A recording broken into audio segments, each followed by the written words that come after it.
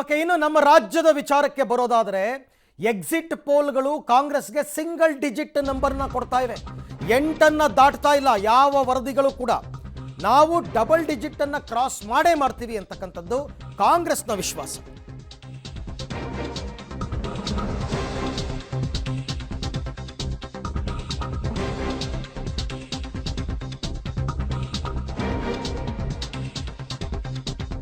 Exit ಪೋಲ್ಗಳು ಹೇಳ್ತಾ ಇದೆ ಕಾಂಗ್ರೆಸ್ ರಾಜ್ಯದಲ್ಲಿ single ಡಿಜಿಟ್ಗೆ ನಿಂತ್ಕೊಳ್ಳುತ್ತೆ.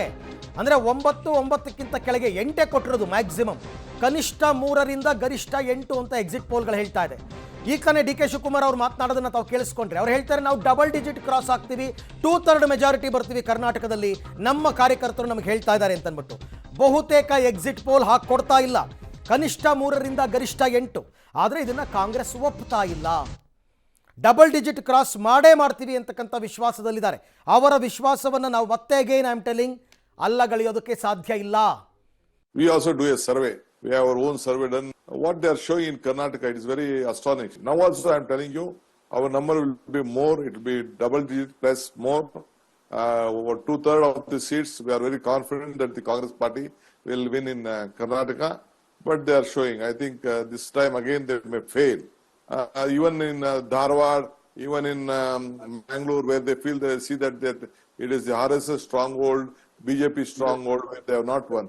Our party cadres are telling that we are going to win Dharwad, we are going to win Dakshina Kannada.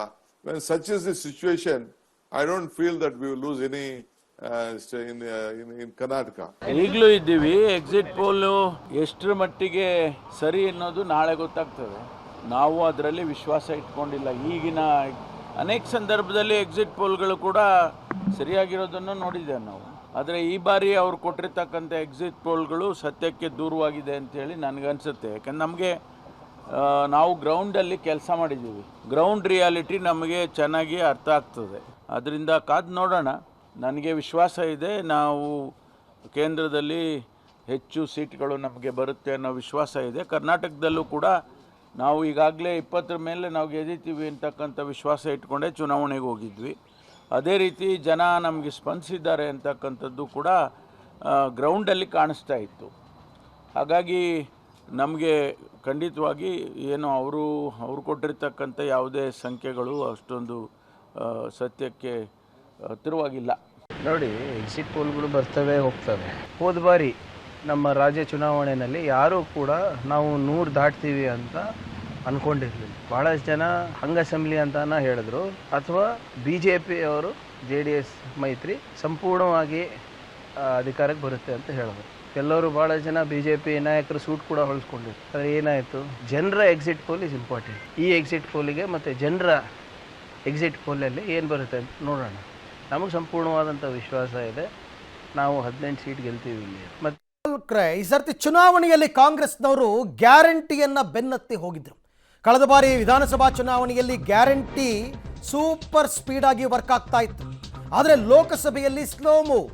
DKC Siddu ಜೋಡಿ ತಂತ್ರ ಕೈ ಕೊಡ್ತಾ. ಹಾಗಾದರೆ ನಮ್ಮದೇ ಗ್ಯಾರಂಟಿ ಅಂತಕ್ಕಂಥ ಜೋಶ್ನಲ್ಲಿ ಭರ್ಜರಿ ಕ್ಯಾಂಪೇನ್ ಮಾಡಿತ್ತು ಕಾಂಗ್ರೆಸ್. 5 ಗ್ಯಾರಂಟಿಯ ವ್ಯಾಪಕ ಪ್ರಚಾರ ನಡೆಸಿತ್ತು ಕಾಂಗ್ರೆಸ್. ಸಿದ್ದರಾಮಯ್ಯ DKC ಜೋಡೆತ್ತು, ಜುಗಲ್ಬಂದಿ ಕೈ ಹಿಡಿದಿತ್ತು ಕಳೆದ ವಿಧಾನಸಭಾ ಚುನಾವಣೆಯಲ್ಲಿ. ಈಗ ಅಸೆಂಬ್ಲಿ ಎಲೆಕ್ಷನ್ ಮಾದರಿ ಲೋಕಸಭೆಗೆ ಗ್ಯಾರಂಟಿ ಕೈ ಹಿಡಿದಿಲ್ವಾ? ಎಕ್ಸಿಟ್ ಪೋಲ್ ನೋಡಿದ್ರೆ ಗ್ಯಾರಂಟಿ ಕೈ ಹಿಡಿದಿಲ್ಲ ಅಂತ ವಿಶ್ಲೇಷಣೆಗಳು ಹೇಳ್ತಾ ಇವೆ. ಇವರು ಬಹಳ ವಿಶ್ವಾಸದಲ್ಲಿ ನಂಬಿಕೆ ಇಟ್ಕೊಂಡಿದ್ದು ಒಂದೇ ಒಂದು ವಿಚಾರ, ಅದು ಈ ಸರ್ತಿ ನಾವು ಕೊಟ್ಟ 5 ಗ್ಯಾರಂಟಿ ಯೋಜನೆಗಳು ಲೋಕಸಭಾ ಚುನಾವಣೆಯಲ್ಲೂ ನಮ್ಮ ಕೈ ಹಿಡಿಯುತ್ತವೆ ಅಂತ. ಅದನ್ನೇ ವ್ಯಾಪಕವಾಗಿ ಎಲ್ಲ ಕಡೆ ಪ್ರಚಾರ ಮಾಡಿದರು. ಆರಂಭದಲ್ಲಿ ಎಲ್ಲ ನಾಯಕರಿಗೂ ಇನ್ಸ್ಟ್ರಕ್ಷನ್ಸ್ ಇದ್ದಿದ್ದೇನೆ, ನಮ್ಮ ಗ್ಯಾರಂಟಿಗಳನ್ನು ಜನರ ಮನೆಗಳಿಗೆ ತಲುಪಿಸಬೇಕು, ಇದೇ ಸಾಕು ನಾವು ಯುದ್ಧವನ್ನು ಗೆಲ್ಲೋದಕ್ಕೆ ಅಂತಕ್ಕಂಥ ಲೆಕ್ಕಾಚಾರದಲ್ಲಿದ್ದರು. ಆದರೆ ಆ ರೀತಿ ಆಗಿಲ್ಲ ಅಂತ ಎಕ್ಸಿಟ್ ಪೋಲ್ ಹೇಳ್ತಾ ಇದೆ.